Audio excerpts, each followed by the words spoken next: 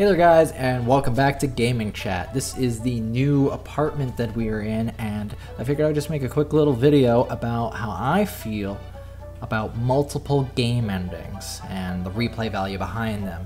Now you see, when I used to think about this subject, the last time I really did was when BioShock was brand new. So we're talking several years ago, back enjoying the wonderful world of Rapture, and I think we had 3 different endings. Now, of course, we had, I think, like a good ending, a bad ending, and a neutral ending.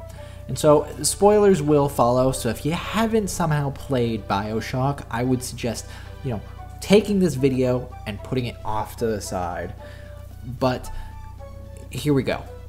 The endings that there were was depending on if you saved the little sisters or harvested them or did a mix of both, right?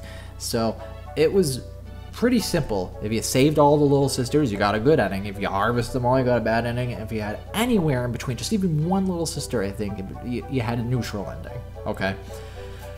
Well, that's kind of a weird way to inherit different endings to your game file.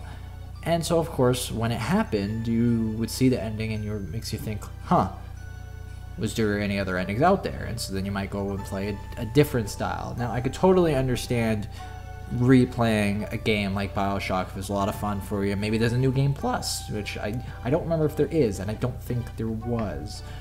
But I could totally be wrong on that. But any games that have a new game plus type of attitude and follow something like that, yeah, I could totally understand replaying a game and wanting to see what the other ending is.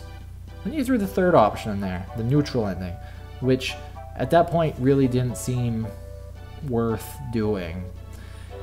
So as far as ending replay goes to the game, it worked to a degree, but it only changed just literally the ending. It didn't affect things such as how you go along, how the game progresses. So it was literally just for, ending's sake. Which isn't necessarily enough to always be a core reason for a gamer to go back and play the game. So if you're looking for something more, fast forward to the future, we have something today like the Walking Dead game series by Telltale, right? Now, as far as endings go or anything like that, I'm not going to spoil anything related around that game, but it's more of an interactive, it's more like a visual novel type of experience where you control certain aspects of it, and the game will change depending on how you choose story elements. So yeah, it's cool to have a game like that where things are woven in between all the events that then make other events kind of have these webs. So once you're done, you could have one person have a playstyle like up here they have this web of stuff that's going on, and they may have gone down one path, and then another person might have a web completely on the whole other spectrum, right?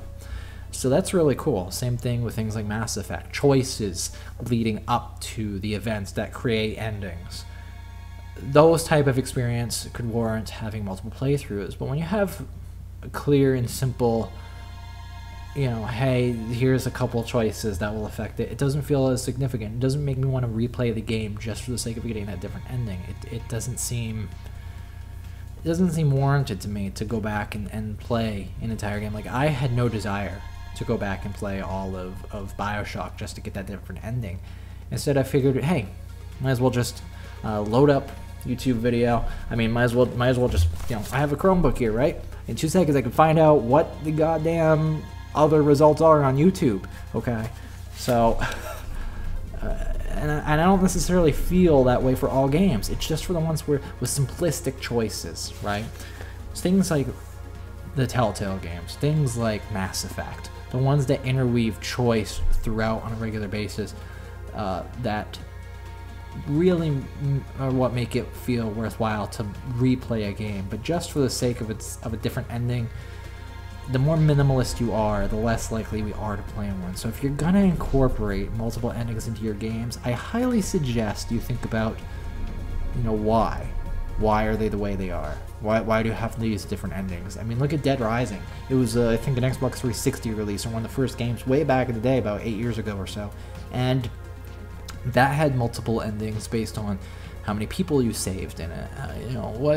What did you do exactly? It had like Like over here you had, you know, the failure, you know, off the screen, you know, hey, you know, you died, right? But then over here you're like, yes, this is if I can get my hand in the shot, here is if you get an A rating, here's if you get a B rating, a C rating, a D rating, an E rating. They were like all these different, you know, and then all the way over F, all these different subtleties that, since it was a hard game and you would replay it and keep your levels and experiences, making it more likely for you to exceed the next playthrough around, those endings were warranted.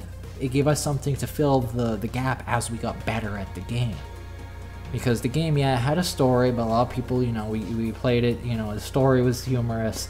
It was more about the gameplay, right? But it gave us those little elements of multiple endings that really, you know, weren't like what BioShock did. I felt those endings, because they weren't true endings, you know, they were all these things kind of showing, like I said, how much better you did at the game. The better you did, the better the ranking you got. It was nice. It was kind of like a better version of the ending of Luigi's Mansion. And so it was welcome. It was nice. And so because that, you know, felt like, hey, you know what, I want to replay the game so I can get that better rating than a goddamn F or something, and you failed, you know, and you're like level 10 or something. You're like, all right, now I'm up to level 30 this playthrough around. You know, I got higher, more experience. I finally got the A rating. And then only to find out that then there's more of the game to do. There's like a whole nother story side of things, like the final chapter. I think that's how you should do endings. Was the game amazing? No, I liked it a lot back in the day. I really did. Now today, I really wouldn't pick it up. I'm not that interested in it anymore. But back in the day, I thought that was great, and I still appreciate the way that they handle endings, you know, more than most games. It was more than just an ending. It was endings, multiple endings on various levels that then accomplish something more by giving us like a true ending after. So if you're gonna go into the mindset of creating a game with multiple endings, think about the experience, think about the player. Is it going to really be worth it to them? Because when growing up, I remember multiple endings not being a thing. I remember endgame bonuses being what added to replay value. Now we live in a world where we can have multiple endings and added bonus features. Just imagine if you had something with multiple endings and yet you had the nice, wonderful experiences, something like Resident Evil 4, where you could get something like the Chicago typewriter, or that you could work towards, or the Missile Infinite rocket launcher, things like that. People were willing to play through the game 3 times because the game was so fun and you kept getting stronger and having better guns. Now couple that with having multiple endings, and it would be more worthwhile to have those multiple endings, even if they were minimalistic like BioShock was. So you got to come up with a balance. So I guess what the point of this video is more of a message to game developers, but I really want to know what you all think about having multiple endings in games and replayability, and how they affect anything that you have personally played before in the past, and what have you enjoyed and what have you been disappointed with. Because personally, I was super disappointed with BioShock when it came to the multiple endings. I mean, personally, I really loved BioShock when it came out. I really did. I thought it was fantastic. When I found out about those multiple endings, I just felt disappointed because I wanted to see them all, but I really didn't want to play through again to just get this 2-minute different video that required like 10 hours of gameplay.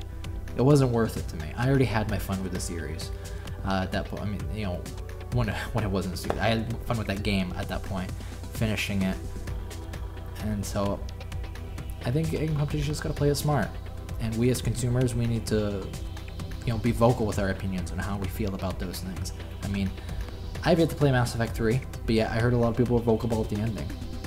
We just gotta speak up and let game developers know, more than just making YouTube videos, because not all game developers are gonna see your YouTube videos. Best thing you do, I've said in the past, is send them an email directly or post on their official forums, so at least some sort of moderator or someone from the company will be more likely to see it than some sort of random blog post on the internet that they probably will not ever see. Find a way to get your message sent to them. That's what's important. Now, anyway guys, of course, if you're new to the show, then one thing that I have to tell you is at the end of every episode, we have what's known as the wall of discussion, where I annotate your best comments at the end of the video. In the past, we had this really cool wall type thing, but we have a new outro for all of our YouTube videos, and it actually does open itself up to be a nice little wall of discussion. So if you don't know what I'm talking about, hopefully you'll see as we get more views and things like that, or you can check out some of the old videos, see what we used to do. But I dedicate the last space towards you guys and highlighting your comments, because without you guys, the show wouldn't be possible. So I've been Link584, and hopefully we'll get back into having some more gaming chats coming up soon. So thank you for watching, and I'll see you guys next time. Oh, I almost forgot. This has been an interesting conversation. Peace out, guys.